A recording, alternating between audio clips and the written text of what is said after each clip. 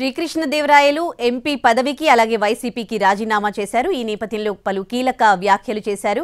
ఇక ఇదే అంశానికి సంబంధించి పూర్తి డీటెయిల్స్ మా ప్రతినిధి కృష్ణ అందిస్తారు. కృష్ణ, అధిష్టానం కోరిక మేరకే ఆదేశం మేరకే ఆయన రాజీనామా చేశారా లేకపోతే అసహనంతో రాజీనామా చేశారా? దీన్ని ఏ విధంగా చూడాలి? డీటెయిల్స్ ఏంటి కృష్ణ? అయితే నరసరావుపేట ఎంపీ కృష్ణదేవరాయలు రాజీనామాకి సంబంధించి గడిచిన 20 రోజులుగా తీవ్ర చర్చ అయితే జరుగుతూ ఉంది. అంటే నరసరావుపేట ఎంపీగా కృష్ణదేవరాయలు అక్కడ అంటే ఆ ప్రాంతంలో అయితే ఒక ఎంపీగా మంచి పొజిషన్లో ఉన్నారు. అయితే అతన్ని అధిష్టానం గుంటూరు పోటీ చేయాలనేటువంటి ఆదేశాలు జారీ చేసింది అనేది చాలా స్పష్టంగా తెలుస్తుంది. అయితే గతంలో మనతో మాట్లాడినప్పుడు కూడా గుంటూరు నుంచి అధిష్టానం పోటీ చేయమంది, కానీ నాకు గుంటూరు నుంచి పోటీ చేయడం ఇష్టం లేదు, నరసరావుపేట నుంచి తాను పోటీ చేయాలనుకుంటున్నట్లుగా కూడా ఎంపీ ఆ సందర్భంలో చెప్పడం జరిగింది.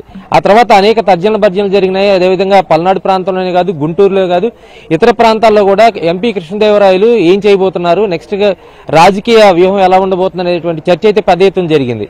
సో దాని తర్వాత అధిష్టానం కూడా అనేక సందర్భాల్లో ఆయనతో చర్చలు జరిపినట్లుగా కూడా తెలుస్తా ఉంది. ఒక రకంగా చెప్పాలంటే గుంటూరులో పోటీ చేసి ఓడిపోతే రాజ్యసభ సీటు కూడా ఆఫర్ చేస్తున్నట్టుగా కూడా ప్రచారం జరిగింది. ఇవన్నీ కూడా అంటే బయట జరుగుతున్నటువంటి ప్రచారాలా లేదంటే నిజంగా అధిష్టానం ఆఫర్ పెట్టిందా లేదా అనేది పక్కన పెడితే ఇప్పుడు తాజాగా కృష్ణదేవరాయలు రాజీనామా అంటే వైసీపీకి అదేవిధంగా ఎంపీ పదవికి రెండింటికి కూడా రాజీనామా చేశారు. చాలా అంటే ఆయన రాజీనామా చేసేటప్పుడు కొంత భావోద్వేగానికి కూడా గురైనట్లుగా మనకి విజువల్స్ లో కనిపిస్తా ఉంది. పల్నాడు ప్రాంతంలో ఎంపీగా తాను చేసినటువంటి కార్యక్రమాలు ఏవైతే ఉన్నాయో వరికి పొడిసెలు కానీ అదేవిధంగా కొన్ని కేంద్రీయ విద్యాలయాలకు సంబంధించినటువంటి అంశాలు కానీ మొత్తంగా ఆయన చెప్పుకుంటూ వస్తూ ప్రస్తుత ప్రభుత్వం కూడా బాగా పనిచేసింది, సంక్షేమం అంటే వైసీపీ అని చెప్తూనే ఆయన భావోద్వేగానికి గురయ్యి నేను రాజీనామా చేస్తున్నట్లుగా ఆయన ప్రకటించడం జరిగింది. ఇదే అంశం గత కొంతకాలంగా కన్ఫ్యూజన్ నడుస్తూ ఉంది. కేడర్లో కూడా అనేక కన్ఫ్యూజన్లకు కారణమవుతుంది. అయితే ఆ అంశాలన్నీ కూడా బాధ్యుని నేను కాదు, ఇది కేవలం అధిష్టానం చేసినటువంటి ఆ కారణంతో అంటే అధిష్టానం తీసుకున్నటువంటి నిర్ణయంతో ఏర్పడిన కన్ఫ్యూజ్ కాబట్టి పార్టీకి నేను రాజీనామా చేస్తున్నాను, అదేవిధంగా పార్లమెంట్ సభ్యత్వానికి కూడా రాజీనామా చేస్తున్నానని చెప్పారు. అయితే నెక్స్ట్ ఎలా ఉండబోతుంది కృష్ణదేవరాయలు ఎలా ఉండబోతుంది ఆయన రాజకీయ వ్యూహం అనేది కూడా కొంత చర్చగా మారింది. అయితే ఆయన ఇప్పటికే టీడీపీ నేతలతో సమావేశమయ్యారని అదేవిధంగా టీడీపీలోకి వెళ్లబోతున్నారనేటువంటి ప్రచారం కూడా జరుగుతుంది. నరసరావుపేట నుంచే పార్లమెంటుకు పోటీ చేస్తారా లేదంటే ఇంకేదైనా వ్యూహం ఉంటుందా అనేటువంటి చర్చ అయితే ఇప్పుడు పెద్ద ఎత్తున జరుగుతుంది. అయితే దీనికి సంబంధించి మీడియా అడిగినప్పుడు కూడా కృష్ణదేవరాయలు ఎలాంటి సమాధానం చెప్పకుండా మౌనంగా వెళ్లిపోయారు. కేవలం తాను రాజీనామా చేస్తున్నానని చెప్పడానికి ఆ ప్రకటన చేయడానికి అంతవరకు మాత్రమే ఆయన చెప్పి వెళ్లిపోవడం జరిగింది. దానికి ముందైతే తాను చేసినటువంటి కార్యక్రమాలు కానీ అదేవిధంగా వైసీపీ ప్రభుత్వం సంక్షేమం అమలు చేసినటువంటి విధానాన్ని కూడా ఆయన ప్రస్తుతించారు. ప్రస్తుతం ఆయన అయితే టీడీపీకి వెళ్తున్నటువంటి ప్రచారం జరుగుతున్న నేపథ్యంలో ఖచ్చితంగా కృష్ణదేవరాయలు ఎలాంటి నిర్ణయం తీసుకుంటారనేటువంటి సందిగ్ధత అయితే ఉంది. స్థానం నుంచి ఎవరు అతన్ని బుజ్జగించే ప్రయత్నం చేయలేదా?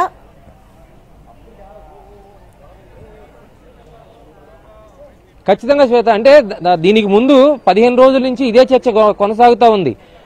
ఎప్పుడైతే సీఎంని ఎంపీ కృష్ణదేవరాయలు కలిశారో సీఎంని కలిసిన తర్వాత తాను గుంటూరు నుంచి పోటీ చేసేది లేదని అక్కడ సీఎంఓకి చెప్పడం, సీఎంఓ వర్గాలకు చెప్పడం, ఆ తర్వాత అనేక వ్యవహారాలు జరిగాయి. అంటే పల్నాడులో ఉన్నటువంటి ఎమ్మెల్యేలు వెళ్లడం, కృష్ణదేవరాయలు అయితే కొంత మాకు వెసులుబాటు ఉంటుంది, అదేవిధంగా గడిచిన 5 సంవత్సరాలుగా కలిసి పనిచేశాం, మళ్ళీ అతనితో కలిసి పనిచేయడానికి అంటే కంఫర్ట్ గా ఉంటుందనేటువంటి సమాచారం కూడా అధిష్టానానికి ఇవ్వడం జరిగింది. అధిష్టానం వైపు నుంచి కూడా సంప్రదింపులు జరిగినట్లుగా సమాచారం ఉంది. అంటే ఖచ్చితంగా నరసరావుపేట ప్రాంతాన్ని బీసీ సామాజిక వర్గానికి ఇవ్వాల్సిన పరిస్థితి ఏర్పడింది. కాబట్టి అక్కడ అభ్యర్థిగా మీరు ఉండరు, ఖచ్చితంగా మీరు గుంటూరులో పోటీ చేయాలి. ఒకవేళ గుంటూరులో అనుకోని ఫలితాలు, ఊహించిన ఫలితాలు కానీ వస్తే, వైసీపీకి వ్యతిరేకంగా ఫలితాలు వస్తే దానికి కూడా ఖచ్చితంగా ప్రత్యామ్నాయ ఏర్పాటు చేస్తాం, రాజ్యసభ సీట్ ఇస్తాం అనేటువంటి అంశాన్ని కూడా అంటే ప్రతిపాదించినట్లుగా తెలుస్తా ఉంది.